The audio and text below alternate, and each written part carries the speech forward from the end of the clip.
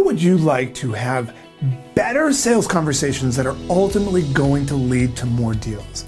Now, of course, we all know that your conversations are at the heart of your ability to actually close business.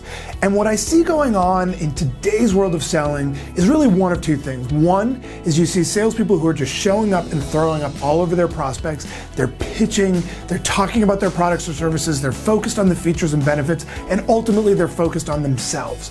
The other world are the people that are showing up and they're saying, hey, I'd love to understand what keeps you up at night, right? They're coming in without offering much value, and they're trying to engage in a conversation around questions, which is good, but they're not bringing much value to the conversation. And so as a result, buyers are obviously a little bit wary and saying, well, why should I tell you about my challenges? Shouldn't you already know? So in this video, I'm going to show you exactly how you get around those key problems. I'm going to show you the 3+ keys to sales conversations that close deals. Check it out. Number 1, insight. Showing that you have insight to offer is so key to getting that conversation in the first place. We need to establish as salespeople that we have the authority, that we have the value, and that we're not just going to be taking from prospects by asking them tons of questions, but instead we're going to be offering them some value at the beginning. This is a really important distinction, and it's really about the early part of the conversation, whether it's on the phone or it's face-to-face at the beginning of the meeting. We want to start by kicking off the conversation with something that's different than just, so what are your biggest challenges or what's keeping you up at night, but instead is really focused on their world, on solving their challenges. So step number 1 within that is about your opening play. How are you actually opening that conversation? Having an opening play is not about using your value proposition, but instead using an approach that really is talking about some of the key challenges that they're seeing in their world. So you might say something like, you know what, George, what I'm seeing happening with a lot of organizations just like yours is the following. Right? And then you're going to list off a couple of those key challenges that you're really seeing are affecting those organizations. What you're going to do then is by starting the conversation that way, you're already saying, hey, look, I understand what's going on in your world. We can start a conversation where I can actually get permission really to ask you some questions because I already know what's going on. And that's where this next piece comes in, which is the whiteboard pitch. This is something that we've just started playing around with, and it's so incredibly effective. And so a whiteboard pitch is you literally have a small piece of paper or a whiteboard, and you're going to just write out using, typically we find a matrix of the root challenges that are actually causing those challenges to be an issue for the prospects, and then ultimately some pieces of data that you're seeing that really are the reason that they're facing those problems in the first place. So again, a whiteboard pitch, and by the way, you could do this on a whiteboard in your prospect's office, you could do it just on a piece of paper, but what you want to do is have something that's really showing that you understand what's going on. So it's really an extension of your opening play, where you're focused on their challenges, not the benefits of what you offer or the features or anything about you. It's all about them and what are those key challenges. And then lastly, we want to engage prospects in that conversation, right? So we've done our whiteboard pitch. We've talked about what are some of the key challenges that we're seeing going on in their industry. And now we're engaging with a simple question, something like, do any of these issues ring true to you? Or do you see any of these issues in your world? So you're engaging them in a conversation, whether, again, this is face-to-face in your first meeting, or it could be on the phone. But you're engaging them ultimately with the goal of pulling them into a conversation where now they're starting to talk about their challenges. And when you start asking questions, they're not just going to rush to, hey, can you just tell me what the price is? Or can you just tell me about the product? Instead, it's a well-deserved conversation where you've shown that you have expertise, and now you're going to be in that doctor role and you're going to understand exactly what's going on, which leads to part number 2. Number 2, disqualify. Now, if you've ever followed any of my stuff before, you'll know that disqualification is such a big part of really high quality sales conversation. The typical idea that most of us have been taught is that we need to persuade prospects to do business with us. This idea takes that idea and just flips it right on its head. We don't need to persuade people to do business with us. Instead, what we want to do actually is not even qualify prospects, but instead we want to disqualify. We want to come in with that doctor's mindset. We want our salespeople or just ourselves to come in with that doctor's mindset where we're saying to ourselves, is this a fit? And that starts with the first piece, which is understanding their challenges. You've shown some insight, you've brought some value to the conversation, and now you want to dig into those key challenges that the prospect is facing around the areas that you focus on, of course. You want to understand exactly what those challenges are. And this is where we kind of get into our psychologist armchair mode, right? Where we're just slowing down the conversation and we're just letting them tell us about some of the key challenges that they're facing at the moment. So there are a lot of questions like, help me understand why you say that, or tell me a little bit more about that, or can you give me an example of that, right? So just basic questions that are going to open up the prospect and getting them talking about their key challenges. The next step is to go into cost. We want to understand what is the cost of these challenges. I've played around for years with, do we want to understand what's the upside? Do we want to understand if we're able to solve those challenges? What does it mean? Or do we want to focus on the cost? And we've come back to this idea that cost is so important because people will do so much more to stop from losing something than they will to actually go out and gain something. So if you tell someone, hey, I have a great opportunity for you, they're like, okay, I'm interested, maybe.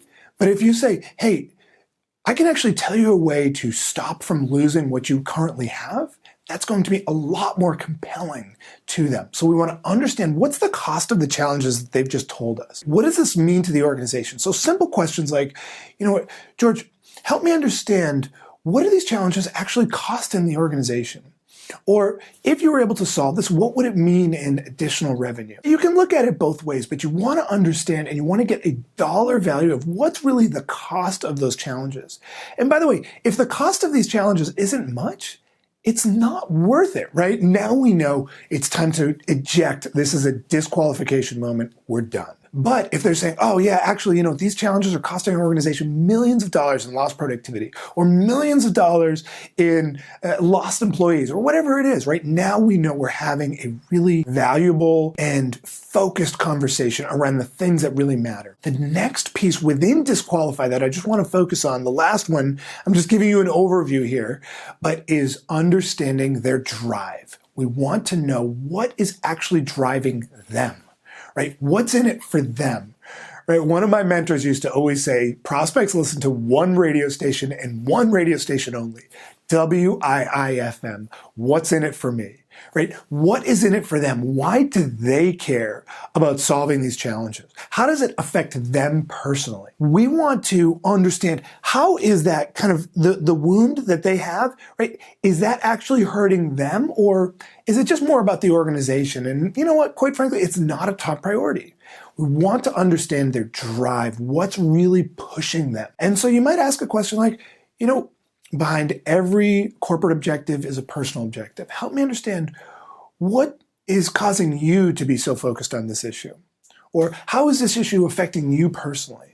Right? And that's where we go from really high level to just in the weeds, right? And this is where you start to get things like, oh, well, if we don't solve this, I'm going to be in a lot of trouble, right? I could be in risk of losing my job. And now you're having a conversation that they really care about. We're going to be ultimately avoiding so many of the objections down the road because they've already told you how important it is to them. So if later they're like, oh, you know, it's really not a priority right now, you can say, well, George, you just told me earlier that if you don't solve this, you might be in risk of actually losing your job. Help me understand what's going on. Right now you understand so much more. Number 3, solve. In order to have effective conversations, you need to show the prospect that you can actually solve their problems. This is really important to understand where we are in the sales process, right? We've already shown insight.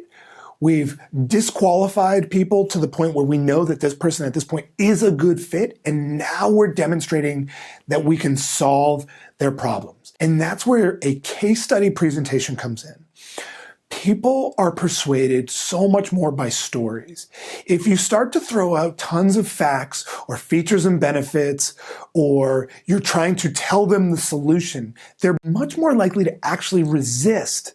But when you tell them a case study or a story where maybe there were results as a result of that story, now they're engaged in the conversation. They can't fight with the facts of a story. So we want to be using case studies in our presentation, particularly at the early part of the presentation, as a way to demonstrate how our solution will help their organization. So that means mentioning what were some of the earlier challenges that maybe this other client was facing, and then what was ultimately done, and then what were the results. It's a very simple, basic approach to a case study. And by the way, these don't have to be written out. These could just literally be some stories that you share. Or of course, you can have printed out PDFs. You can do all of that. Ultimately, you want to have some case studies that you can reference in your presentation in terms of telling them a story of what we're going to do. Sandra, let me tell you a story about what we did with a client that was somewhat similar to you. Now you go into the story, and now they're so much more engaged with that conversation. The next piece within Solve is dealing with objections. If you have done a good job up until now, you're not going to be getting a lot of objections. The key to handling objections is to avoid them in the first place. Be strong up front in the disqualification process, and you're going to have far fewer objections. But even so, even at the end, there's still a chance that you're going to have one objection or two if you've done a good job up until now. And so this is the place where you don't want to get into an arm wrestling match. You want to really understand why they're sharing an objection. So maybe they say something like, you know what, Mark, the price is much more than I had expected. Now, most salespeople are going to start defending that price as soon as they hear an objection like that. But my first approach is to say, you know what, George, really appreciate you sharing that. Help me understand, why do you say that in the first place? We want to clarify exactly what they mean and why they're saying that. And so now we start in a conversation and we can really unpack what they're most focused on. And they might say, oh, well, you know, I really didn't expect this or that. And now you're starting to get a more clear picture of what they really care about. Because we want to remember, most objections are really just smoke screens. And we want to understand what they really care about.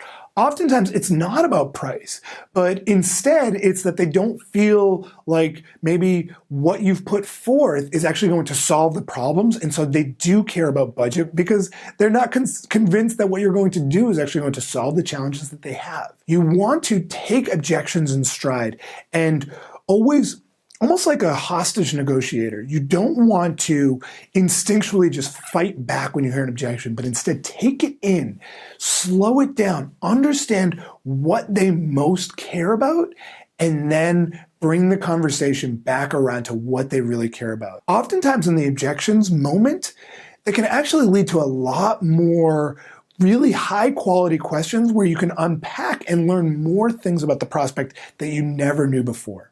So there are the 3+ keys to sales conversations that close deals. And if you enjoyed this video, then I have an awesome free training on the data-driven approach to help you crush your sales goals. Just click right here to get registered instantly. Seriously, just click right here. This is an in-depth training that will help you close more deals at higher prices, all while generating more meetings.